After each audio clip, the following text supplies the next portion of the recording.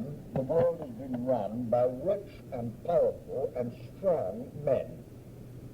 And if you go right back to the beginning, kings controlled people, slaves had no rights over their own lives.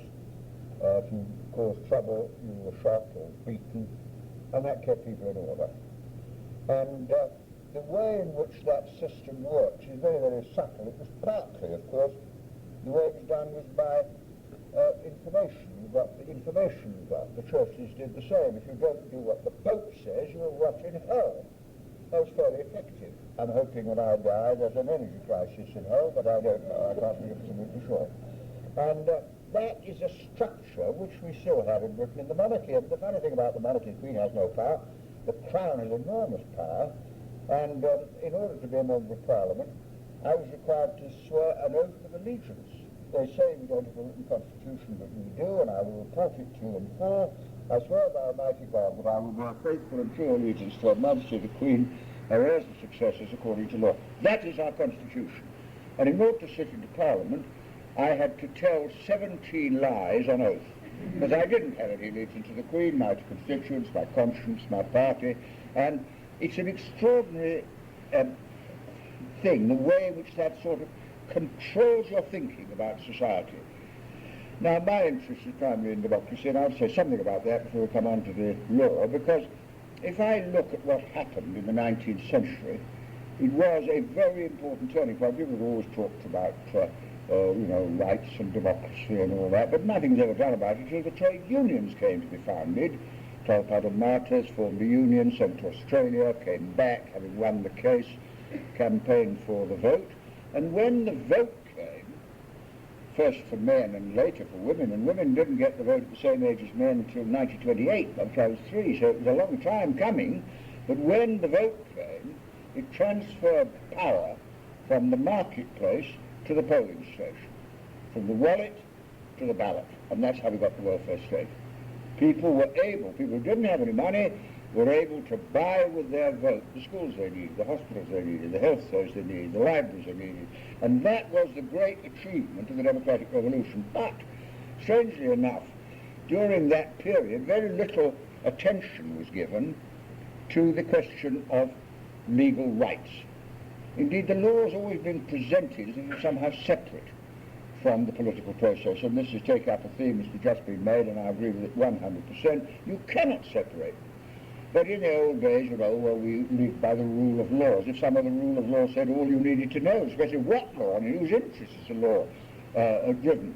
And then, trial by jury and Magna Carta. Magna Carta was a medieval deal done between the king and some rich landowners, and was necessary for the monarchy to survive. It had nothing to do with democracy or human rights at all. But the illusion grew that we always had the rule of law. All we were now doing was getting the vote. And I think myself that the separation of law and politics is one of the great failures, and what the critical lawyers and all the people speaking at this conference have done is to bring the two together in a very important way, because what I now think is happening is that the gains that I mentioned are being reversed. So, for example, privatization is, of course, shifting power back from the polling station to the marketplace, back from the ballot to the wallet. And, of course, now the law is being used in such a way in order to restrict our rights. And after all, human rights are part of the democratic rights, not just the right to vote, it's the right to be secure in your own personal and political rights. And we are, without overdoing it, I think we are now facing a very, very serious threat domestically, in that by trying to frighten us all the time and demoralize us, they're taking away the rights that we thought we had. And some of them weren't as well entrenched as we would have liked.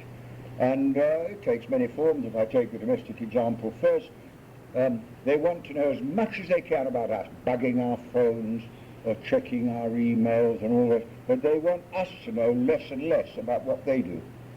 And of course, the balance of power between who has information about what is very, very important. And the role of law has become, the rule and role of law has become highly controversial, and if I may say so, about time too. because all the things that I sort of assumed when I was young, I was always politically active, but I never very particularly interested in the law. I saw the law, well, that was habeas corpus, innocence presumed, right of free speech and assembly, and an independent course. I thought, well, that is the framework within which our democracy flourished. It turned out not to be the case at all. And if you take the United Nations Charter, which was an attempt, the first attempt to get really some international framework of law, I remember hearing the words of the Charter in 1945, when I was 20 years old, exactly your age. I was coming home in a troop ship. I'd been in London during the Blitz. I'd seen people killed in London. My brother was killed. My mates were killed.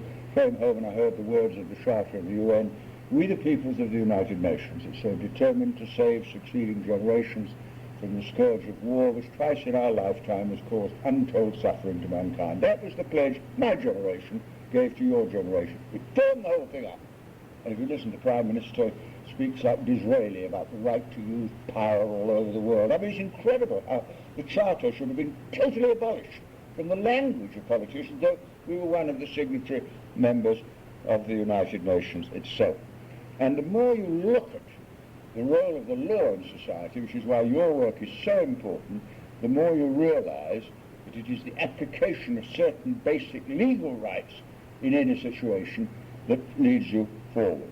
For example, the war in Iraq was illegal. Kofi Annan said it, no question, it was a breach of the Charter, and yet it was done, and justified on the grounds you had to topple Saddam and all the rest of it, or have weapons of mass destruction. They were lie, but the main thing was they were lies to justify an illegal act. If you take the Palestinian question, we're going to have a speaker on the demolition of houses. One example of the occupation of Palestinian territory by Israel, which is itself illegal under the Charter. Nobody mentions it at all. It's always, when you hear the news, it's Palestinian terrorists against Israeli police action. And the other thing, it's very, very dangerous now, is the use of religion. I was brought up as a Christian, but the older I get, the more I think of all religions teaching us the same thing, and now we talk about Muslim terrorists. I've never heard Bush described as a Christian terrorist. I think broadly that would be a fair description, or indeed Olmert as a Jewish terrorist when it comes to what happened in the Lebanon. And then the whole question now, the fantastic threat to Iran for having wanting to have nuclear power, when Blair wants a huge civil nuclear program and a new generation of weapons of mass destruction, but of course that's not permissible for Iran, but it's quite okay for Israel. I mean, the hypocrisy, the double standards are so outstanding, but in none of these cases are simple legal principles established.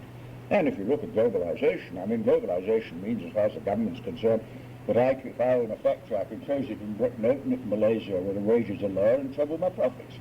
But if globalisation meant anything, meaning somebody in Malaysia wanted to come here where wages are twice as high could come. And it's complete hypocrisy. I'm a believer in globalisation in the sense that it's an international, meaning my granddaughter's at a school in London, 77 nationalities, a refugee centre of the school. That's globalisation. They never think of it in that way. And you have to think much more broadly about the words that are used. Now, to sum it all up, these are all battles that have to be fought all over again.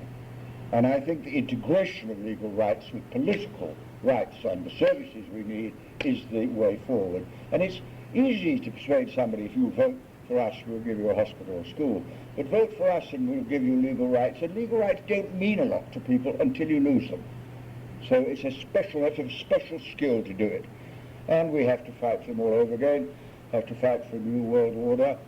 And also remember this, however grim it is, however hard it is, however discouraging it is, never fall for what I call left pessimism, that you'll never succeed.